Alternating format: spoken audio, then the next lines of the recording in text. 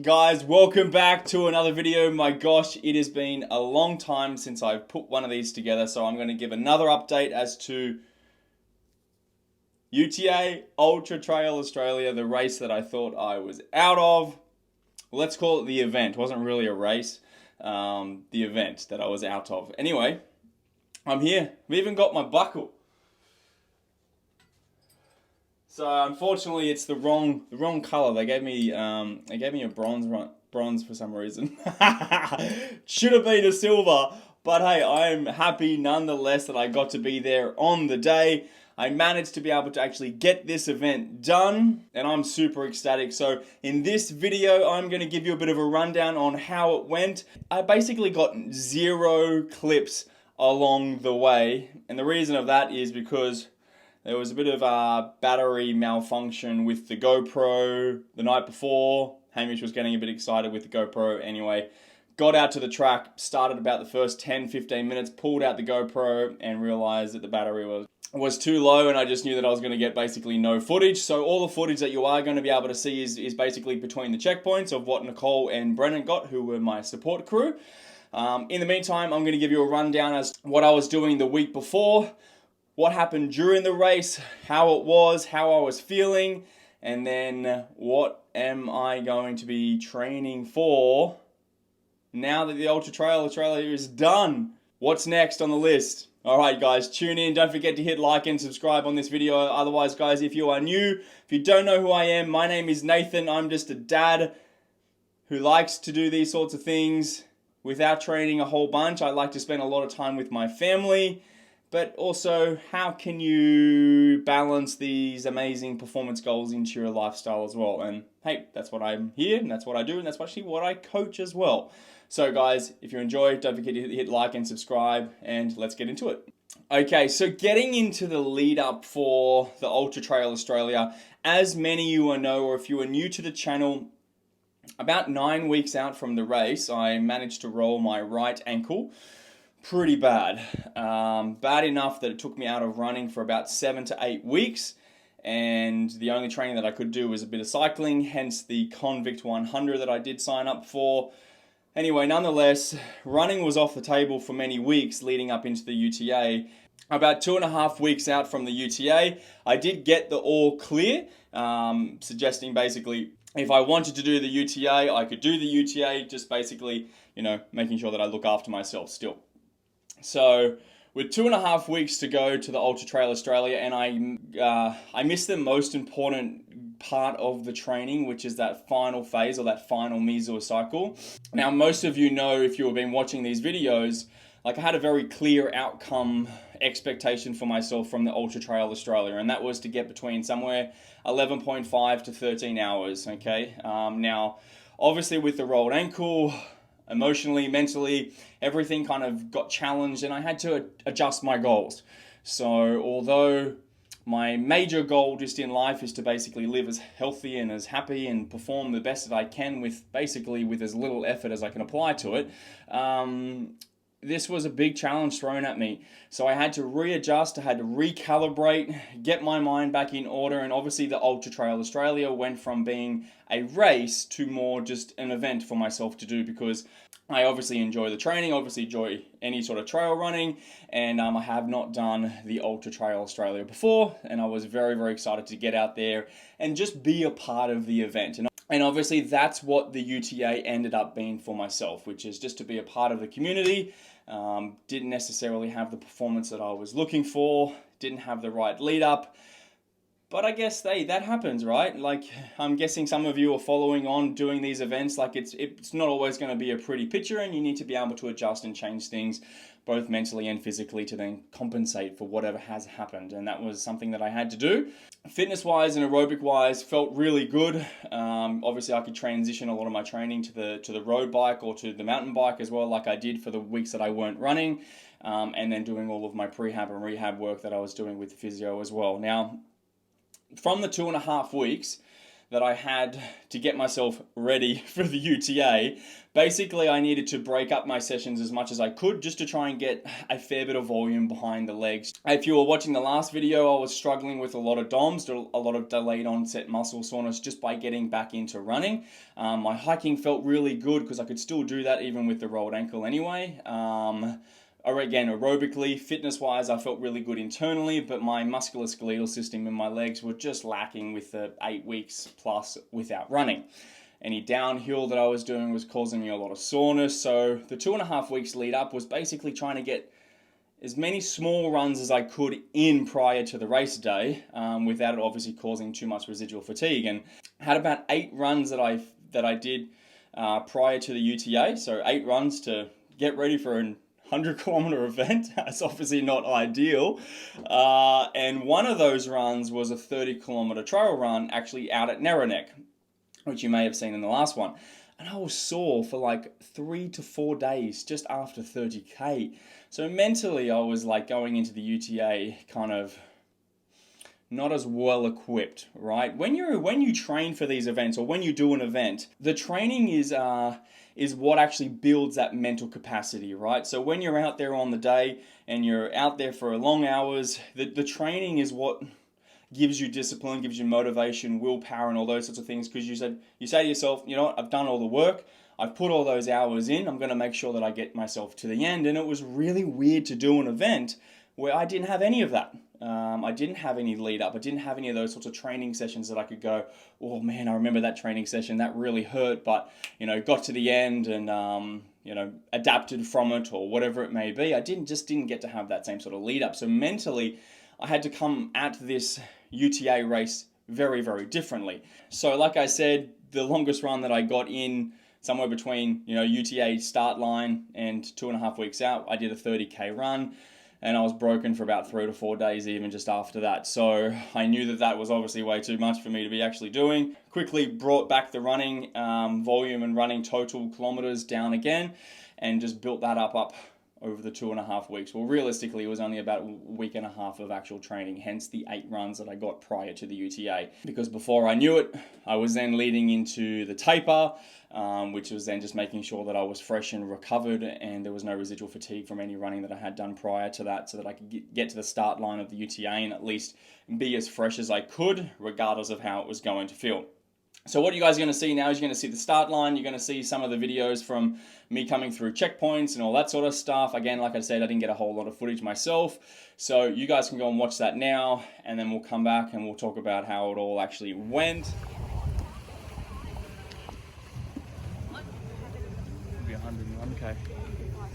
Huh? Yeah.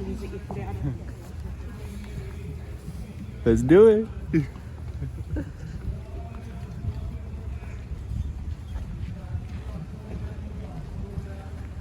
Second half, don't be a win. Take that mantra with you. Half of our 100k athletes that failed to continue will exit the course at the aquatic centre. If you can make it through the aquatic centre, you've beat half the DNF. We lose 25% more at Fairmont and 25% at Queenpic. And I tell you what, you won't bow out of the course after Queenpic. Halfway down Canberra. Girls, let's get excited. Let's do this. Today's the day. Smash it. Come on. Go, Troy! He's in Nathan's start group. Woohoo!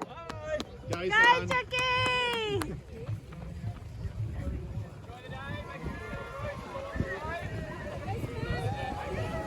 So we just got to checkpoint 3. We are about to go over, and here comes Brennan coming back from doing a little sneaky twinkle twinkle. So we're just about to head over to set up for Nathan, and yeah, we can't wait to see you. Go, mate. Bye. Yes, mate. Come on. Where am I going? Come straight down and into the gate. Good job, mate. Keep it up.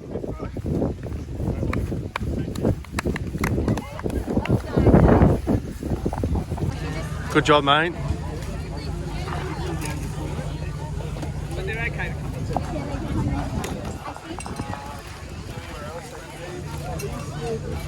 We'll probably be in the next day. They come from here and there. Can you take that and give it to me later? If I Yep. need it, remember? Yep. Okay, so 2 fills, please.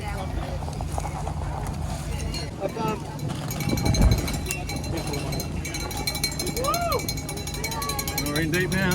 You sure are. Killing it, Chooks.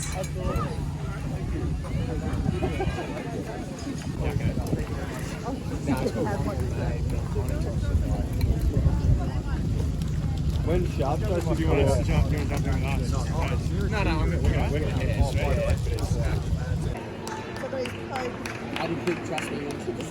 I think you can be it's not all missing. Dad, go, Dad! Good job. Say today. go, Dad. Say good job, Dad. Good job, Dad! Love you, Dad. Sorry, Dad. Say see you soon. See you soon. Hey, Brennan. What are you doing? Just waiting for me, mate. Finish his bloody run. 2 or 3 hours to go. Hard day being a supporter, isn't It it? has. Tiring. Volunteered, might I add. Dinner better be good on the way home. Yeah. Dinner and beer.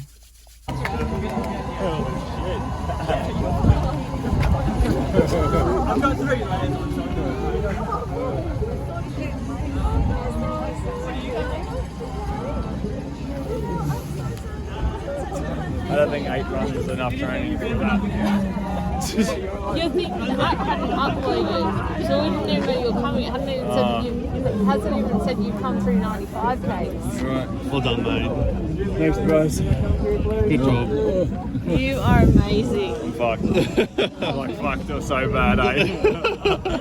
Every way and sideways. Well done. Accomplishment, mate. You're amazing. Solid. Good on you. I'm really gonna like train for this next time. You killed it. You were so exposed all day. Most important question, how's the ankle? No, 8K rolled the other one. Oh. No joke. They're both fucked. Okay, so that was the UTA, as you've already seen now. Now, talking about my plan going into the Ultra Trail Australia, knowing my lead up, knowing that it wasn't necessarily an ideal situation with the running, and I didn't want to do myself any further damage, so I had to take my time with this event. I was purely there just to enjoy myself, and basically, it was honestly just going to be more of a test mentally than physically, because I already knew physically I was behind. So it's something that I carry with me whenever I do something that's an outlier session, right? It's like my own totem, and I think some of you may already know that I use this as well, but for many years I spent trying to go really quickly at my training, or really hard and really intense with a lot of things, and then eventually just understanding that anything worth sustaining and anything when it comes to physical adaptations, body composition changes, and all those sorts of things, it takes time. And I carry around a totem with me, which you can see just here, and this is a turtle. For many years, I was the hare trying to basically get everything as quick as I could, and then either getting there and not being able to sustain it and maintain it, or just not getting there at all. And using this, as weird as it sounds, keeps me in check mentally. Keeps me focused on the fact that just be the tortoise. Just take your time. And that was really, really important, particularly with this event. Again, prior to rolling the ankle, it was a race to me. For me, it was a race. I wanted to test my pace. I wanted to test everything that I was doing, everything that I do with my clients. I wanted to put it into action, and I had to change things. I had to adapt and had to manipulate what I was doing. So it changed my expectations, judging by what I could do, and I needed to go back to being the tortoise, particularly because I had no pace. I had 8 runs up my sleeve about this run. So that was the plan of the event, was to start off extra slow. Be extra slow. If I saw someone that was going faster than me, then I would actually almost make an effort to even just slow down a little bit more and really conserve as much energy as I could, purely because I knew I just didn't have the same amount of volume that I'm guessing majority of people had leading into it. So that was my plan, be the tortoise, took my time, and where I wanted to save time, if I was going to quote unquote try and save time, was at the checkpoints. So I would suggest, and Nicole and Brennan would obviously advocate for this as well, I think I probably spent about maybe 3 minutes at each checkpoint. Now, very small amount of time, just enough to quickly refill the bottles with Perpetuum, which you will be able to see just there, which is what I used, Hammer Nutrition Perpetuum. And then I also used SIS gels just to kind of supplement that as well. But quickly refilled. Honestly, it was no longer than 3 minutes. I was in and out, and then the tortoise just continued, right? That was my mindset. I was just plodding along. And it went really, really nicely, bar from a little rolled ankle on the other side at the first 8 kilometers, which I forgot to mention. But moving on from there, it wasn't that bad. Stopped for 5 minutes and it was okay.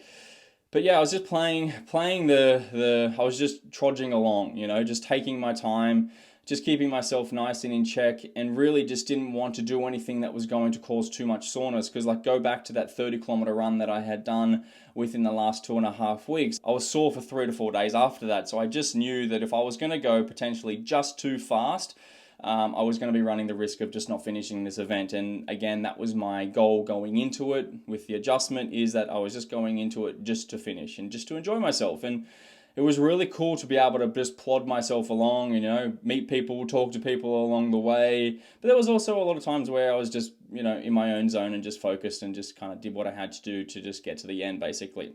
Now, as much as I'm mucking around with the belt buckle, the bronze and the silver, obviously it would have been nice to get a silver, but I just knew that I was too nervous to potentially push it any faster, purely because, again, I just didn't have enough underneath the legs prior to it. So managed to pull away with 14.5 hours or somewhere thereabouts for my first attempt. And it took me till about Tuesday to feel good. Got to the amazing end, honestly, just finishing any sort of amazing feat like this. I know in 2020 when COVID hit, there was a couple of times that I got to go out and do these sorts of distances on my own, not an actual event. And there was obviously a different vibe at the end when there's a whole bunch of other people finishing the same sort of distance. Rather than just you out in the bush on your own ticking off these kilometers, it was really cool to be a part of this special event. And for a long time, I didn't think I was going to be a part of it. So I was just amped at the end. I was probably a little bit delirious by the end of it as well. I was pretty shocked, to be honest, that managed 100K after such a bad lead up. What I've really learned from this whole process leading up into the Ultra Trail Australia, and I just love this about setting yourself a goal like this, right?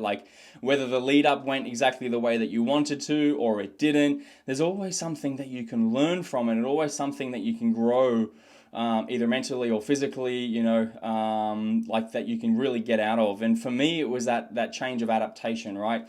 For me, it's understanding that I really enjoy doing these events so that I have a timeline.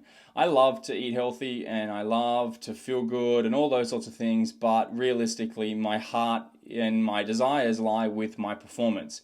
And I know if I have a timeline like this, or hence why I did the Convict 100 when I thought I wasn't doing the UTA, it does provide me with a bit of accountability, a bit of discipline, towards that timeline. It makes me act. It makes me make sure that I try and keep my diet as best as I possibly can so that I can, as a worst case scenario, do these events off almost just base training, right? Just training that you can do every single week. And that's been an amazing thing to get to the back end of this event and want to get back to training and be ready to get back to training virtually 3 or 4 days later. That's a really, really exciting thing for me because I know that I'm not burnt out, which means that I can get this more consistently.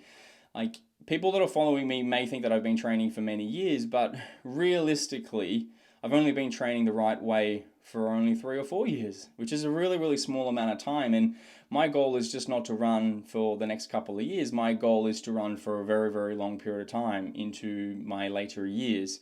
So I'm excited and I get ecstatic to go, okay, this is what I can do in a few years. What can I do with 5 or 10? What can I do with a decade worth of consistent training? And I think it's a testament to not only just understanding how the body works and what it does with your fuel, your energy substrates, and all these different things, but your base fitness is the key.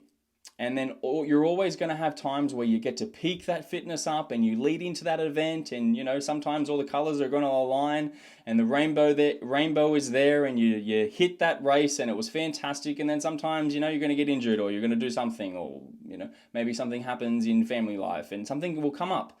But if you can rely on your base fitness, you can still do these events. But when you don't have base fitness, or when you don't build your training off base fitness and it's only on this high-end type of stuff, well then as soon as you stop training, you then obviously notice that there's a massive decline in your fitness. Whereas if you have a huge amount of base fitness and you use years to accumulate this base, you will find that even when things don't go right, you'll find that there'll be something else that you can do. Hence why I did the Convict 100 mountain bike ride. Wasn't by any means fast, particularly with 3-punch tires, but I still got to be a part of the event, just like the Ultra Trail Australia. And maybe that's something that you guys can learn something out of, listening to my review about my own run, or what you think that I've learned out of it, is where is your base fitness? It's always great to be leaning into these events, but if you can rely on your base fitness and your base training, okay? And when I say base fitness, I'm talking about what you can do without thinking. Right? What you can do on a worst case scenario type week, right? My type of training now is not give me everything that you've got or go home. No pain, no gain. It's not about that. It's trying to basically train as less as I can and as easy as I can with the most reward. And if you ask me, considering that off basically no training, to be able to run 100 kilometers, cycle, mountain bike ride for 100 kilometers off base training, that's a testament to the consistency of the training. It just goes to show that if you are patient and you are willing to take time to adapt, that's what training is all about. That's what it's all about. Setting these goals, allowing it to adjust with your life. If you're anything like me, I ain't going to get paid to get to the end of these bloody events, right? No one's going to hand me a check at the end. So making sure that I enjoy myself, making sure that I'm getting something out of it, that I'm learning something from it, it's really important. Really, really important. So that's my UTA, Ultra Trail Australia. What a fantastic event. Definitely be back next year, hopefully to race the event, not necessarily just complete the event, but hey, we will never know what happens again, right? So otherwise, now it's time for me to continue to get back to training, which I already am doing now. Now, I have 3 events leading into the end of the year. I may throw a few others in there, but I've got 3 events, 2 of them events that I'm actually going to hopefully race and, plan to periodize my training towards that. Now the 3 is Oxfam, because that's a tradition in Morris Method in our household here. So Oxfam 100 kilometer trail walker, and that we'll be doing that with a whole bunch of other clients as well, which is I'm super duper excited about. Then a week later after that, I'll be running 100 kilometers down in Canberra. So the Canberra 100 kilometer trail run. Not as fierce as the UTA. There's only about 3,000 meters of gain as opposed to 4,500, so it's a bit faster. So it'll be good to test that pace that I've been trying to work on before the ankle. And then at the end of the year, I'm going to head back down to Canberra again and do the triple triathlon, which is 3 triathlons back to back. So again, we'll have a couple of groups of clients that are heading down there to do that as well. They're going to split it up and do it as an awesome team day out. It's going to be fantastic to see. We did it a couple of years ago. It's going to be fantastic to see some more clients head down there and give it a crack. So lake swimming, mountain bike riding, and trail running. And the 3 triathlons that you do back to back are all around Canberra. So you're not actually just repeating the same triathlon. It's different. It goes all the way around Canberra. It's absolutely fantastic event.